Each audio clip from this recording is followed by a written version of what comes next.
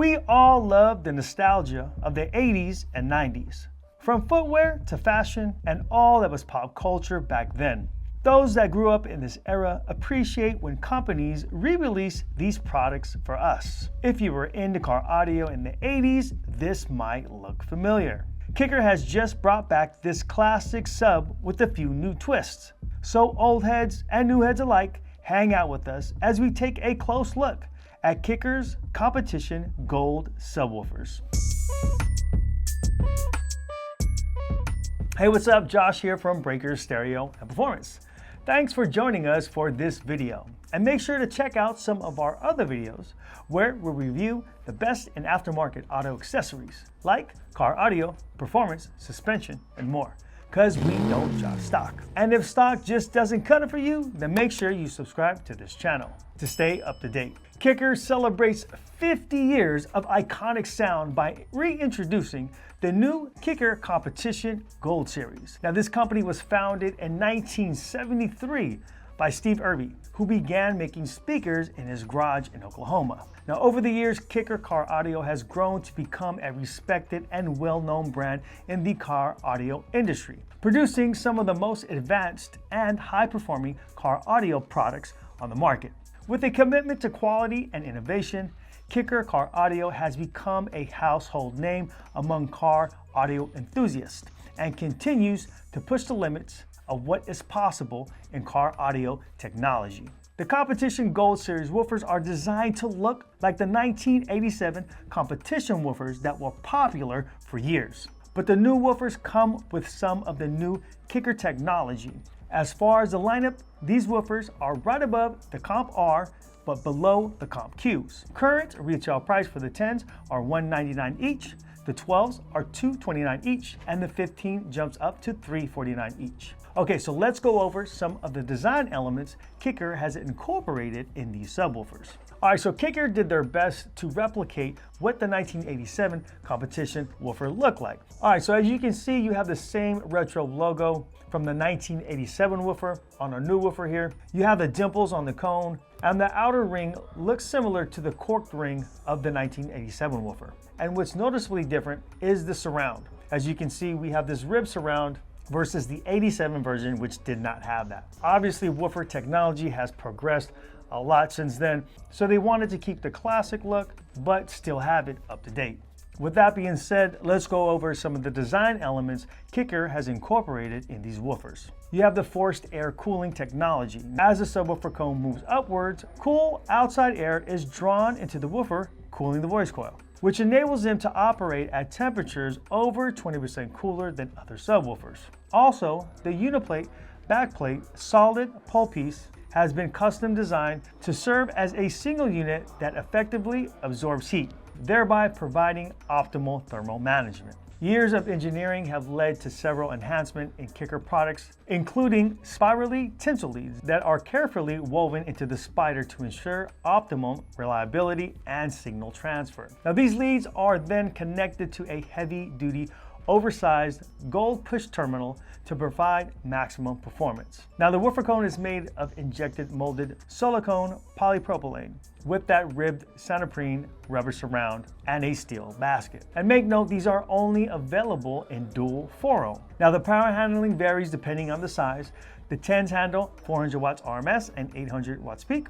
The 12s handle 500 RMS and 1000 peak. And the 15s handle 800 watts RMS and 1600 watt peak. All right, so let's talk about the X-Max, which is the measurement of the speaker's cone's maximum excursion in one direction while maintaining a linear behavior. And it's the same across the board for all sizes, which is 17.5 millimeter. Now, that's impressive for a 10 and even a 12 at this price level, and decent for a 15. And these woofers will work in either sealed or ported enclosures. On the 10s, the sealed box volume is 0.8 up to 1.25 cubic feet, and the ported box volume is 1 1/4 up to 1 3/4. On the 12, the recommended sealed box is between 1 cubic foot and 2 cubic feet. The ported enclosure volume is 1.75 up to 2.25 cubic feet. On the 15, sealed is between 1.8 up to 3, and ported is between 3 and 5 cubic feet. Okay, With the specs out of the way, I'm curious to see how this woofer will perform. Now, I've watched a couple videos on YouTube so far and everyone has been very impressed. But I'm yet to see a YouTube video that actually has these in a vehicle. So I'm eager to see how these will actually perform in a vehicle application.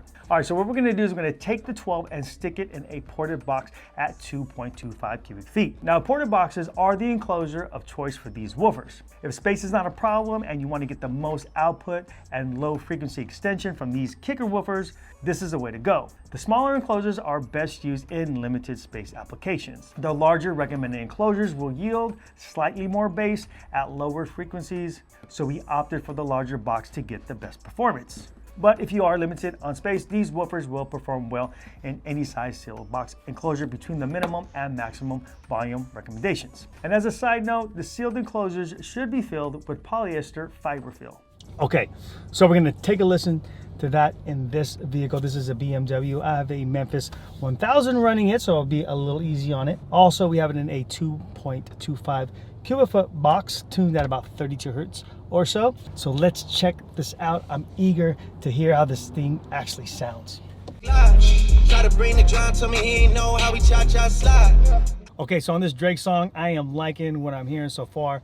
It's got some really deep bass and it sounds very clean too. So far, so good. All right, let's keep going.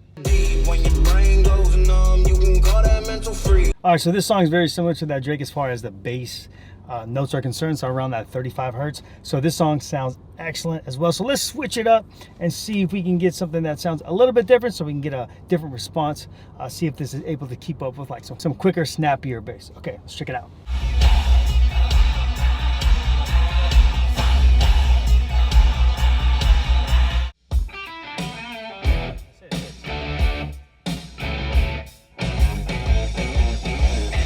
So I really love the bass that this woofer is putting out for this particular song. That bass is hitting, it's hitting on point, it sounds good, and I can feel it in my body. Everything's shaking, and it's real accurate too, so I'm loving it. I'm loving this woofer.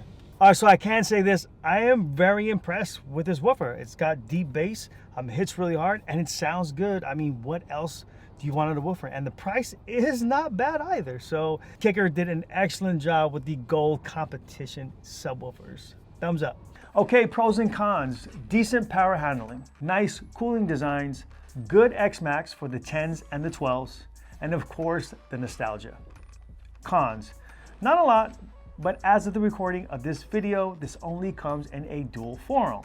So no dual 2-ohm or single voice coils. And that does reduce your configuration options. All right, so I'm gonna give these woofers 4 3/4 stars. I know, pretty high, but look, just take out the nostalgia and just look at what we just listened to. They hit hard, they play deep, and they sound very good as well. So these woofers definitely deserve a high rating. Now, if you're interested in these woofers, there's links in the description below taking you directly to our product page. Now remember, we do have financing available. Simply add to cart, pick a financing option, get approved, and we'll send your gear out to you ASAP. All right, guys, I really enjoyed doing this video, and I'm glad you guys were able to join us. Again, my name is Josh. I'm with Breaker Stereo and Performance. Thanks for watching, and we'll see you guys next time.